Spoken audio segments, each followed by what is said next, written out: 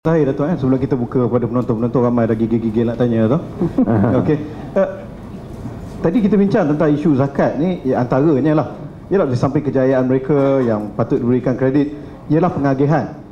Setuju tak Datuk kalau kita, saya nak kata swasta tak boleh, dia nama agak konotasinya tak menarik. Tapi kalau kita decentralize, kita berikan ruang kepada beberapa badan yang bukan apa ni di bawah kajian negeri apa, untuk jalankan tugas mereka, sama ada mengutip ataupun mengagihkan.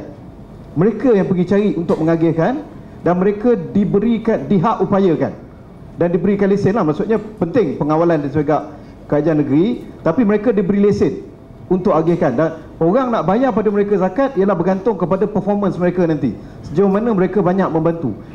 Benda tu possible tak?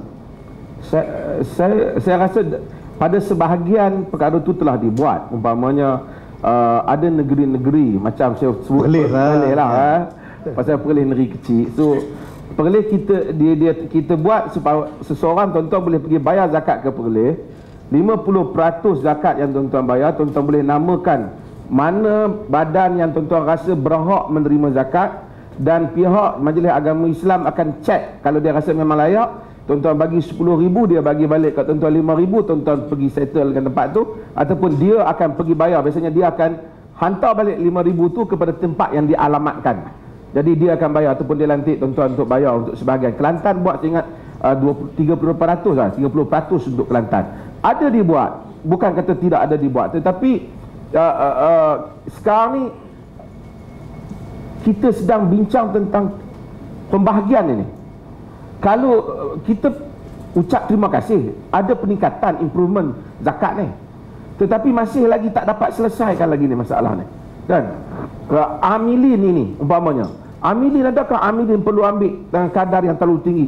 Bila kita swasta kan, kadang-kadang ni masalah juga, amilin pun nak untung juga. Jadi ini semua dalam perkiraan belaka.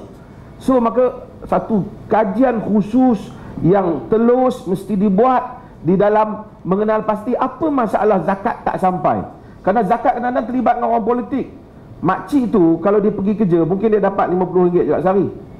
Tapi oleh kerana hari tu YB datang pukul 3, makcik tunggu pukul 9.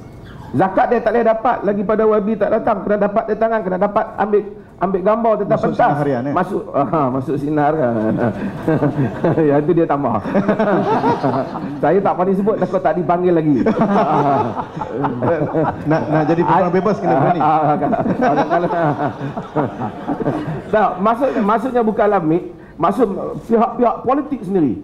Apa kaitan orang politik mesti hadir untuk bagi zakat? Seolah-olah mereka dapat kredit daripada situ. Teruskan salur kepada mereka. Sekarang ada negeri yang telah salurkan terus. Tapi ini semua perkara yang perlu dibaiki umpamanya. Banyak peruntukan-peruntukan, kita perlu prioriti umpamanya. Saya bukan anti orang nak buat sambutan maulid ke apa. Tapi kalau kita tengok kos sambutan maulid tinggi, buat pentahnya jangan tanya, jamuan makannya jangan tanya. Tu tak tanya lagi kalau pertandingan apa semua pentahnya kadang-kadang ratus ribu. Bajet yang itu daripada gunakan untuk yang dah makan ni semua kaya-kaya dah ni, yang datang ni VIP. Kalau diberikan kepada orang yang perlukan, berapa banyak keluarga boleh diselamatkan. So banyak perkara-perkara yang diletakkan label-label Islam ni, nampak bajet dia banyak, tapi akhirnya dia pergi bukan pada sasarannya. Sebab itu kena ada keberanian. Sebab itu bahaya sikit apabila semua ulama terikat, kena ulama free market juga. dia terikat. Saya bukan kritik, tapi apabila ulama dibayar allowance untuk jadi penasihat mana-mana badan-badan ekonomi, kadang-kadang fatwa mereka, kalau tak terikat tak apalah, terikat dengan kehendak produk yang nak dikeluarkan oleh badan berkenaan. Ini perlu kita lihat pada kerangka yang lebih luas, dan saya selalu sebut tentang, sebab itu apabila Al-Imam Nawawi diminta oleh kerajaan dia mengeluarkan fatwa apabila kerajaan nak mengutip cukai untuk menghadapi peperangan salib, semua ulama berfatwa, tapi Nawawi tidak berfatwa dan melarang kerajaan Al-Malikul Zahir mengambil cukai daripada rakyat. Apabila ditanya Nawawi dan dipanggil di soal siasat, Nawawi kata kepada Al-Malikul Zahir bahawasanya, saya tahu bahawa awak ada 1,000 orang khadam lelaki, semua mereka ada tali pinggang emas, 200 orang khadam perempuan, ada segulung perhiasan, dan mereka semua kaya-kaya di bawah engkau. Jika engkau jual semua perhiasan ini, kau ambil semua harta ini, kau letakkan di Baitul Mal, masih lagi tak cukup, saya akan fatwa bahawa kau boleh ambil cukai daripada rakyat. Tapi dalam keadaan orang atasan, orang agama semua guna semua hal ini, orang bawahan menjadi miskin. Orang bawahan menjadi miskin. Tapi agama dilihat kepada akad, halal tak halal, aku beri, aku terima. Dia tak dilihat apa di sebalik istilah-istilah agama yang menjadi tujuan utama Allah Subhanahu wa taala menghantar agamanya untuk memberikan keadilan pada manusia dan mengelakkan penindasan antara satu sama lain. Okey, terima kasih Datuk.